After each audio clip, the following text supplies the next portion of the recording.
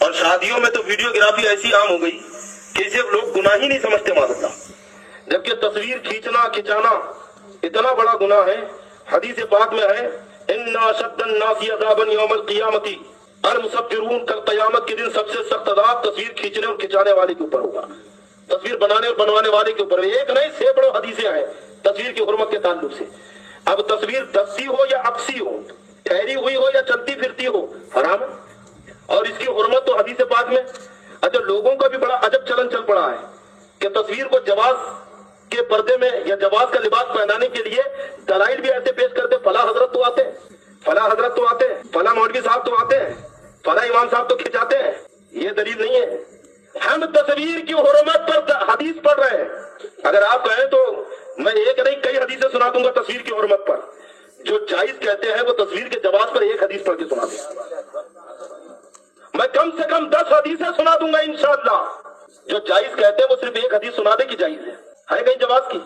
اور سن لو، جب حدیث پیش کی جاتی ہے کسی چیز کے حرمت پر، کسی چیز کے ناجائز ہونے پر، اور اگر کوئی اس کے جواز کا ثبوت رکھتا ہو تو ثبوت میں اسے بھی حدیث پیش کرنا پڑے گا۔ شخصیتیں پیش نہیں کی جائے گی۔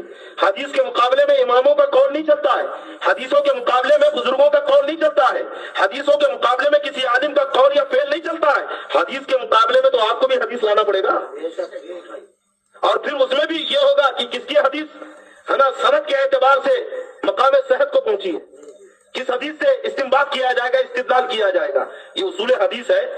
سرکار تاج الشریعہ کا احسان ہے پوری دنیا سنیت کے اوپر۔ تا زندگی اسی موقف پر قائم رہے کہ تصویر حرام ہے، ویڈیو حرام ہے، سیلفی حرام ہے، اور حرام کہہ کر قوم کی بچیوں کو بچایا ہے۔ کیونکہ آج اگر نوجوان لڑکا سیر و تفریح کرتے ہوئے سیلفی لے یا دلہا اور دلہن کے قریب کھڑے ہو کر سیلفی لے، اور ہمارے اماموں سے ان علماء میں سے کوئی ایک منع کر دے تو جھٹ سے کہتا ہے کہ فلاں مولانا بھی تو آتے ہیں، فلاں مولانا بھی تو آتے ہیں، فلاں بھی تو آتے ہیں۔ لیکن قربان جاؤ، سرکار تاج الشریعہ نے پوری زندگی اسی موقف کو اختیار کر کے اور اسی موقف پہ قائم رہ کے بتا دیا کہ سیلفی حرام ہے، تصویر حرام ہے۔ اس لیے کیونکہ اگر تصویر کی عام اجازت دے دی جائے تو آج جو نوجوان لڑکے ڈرتے ہوئے فوٹو لے رہے ہیں کل کھلے عام لیں گے۔ لڑکیاں آج جو ڈرتے ہوئے سیلفی لے رہی ہیں کل کھلے عام لے گی۔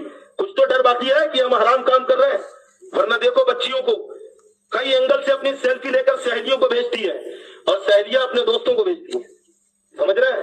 آج پورے ہندوستان کے اندر یہ خبریں آتی ہیں۔ ہم نے تو باقاعدہ اس کے اوپر ایک مہم بھی چلائی تھی اپنی تنظیم الثقافت الرضیہ کے تحت، اور ایک عنوان باقاعدہ متعین کیا تھا کہ بیٹیاں قوم کی امانت اور عزت ہے۔ آئے دن خبریں آتی ہیں۔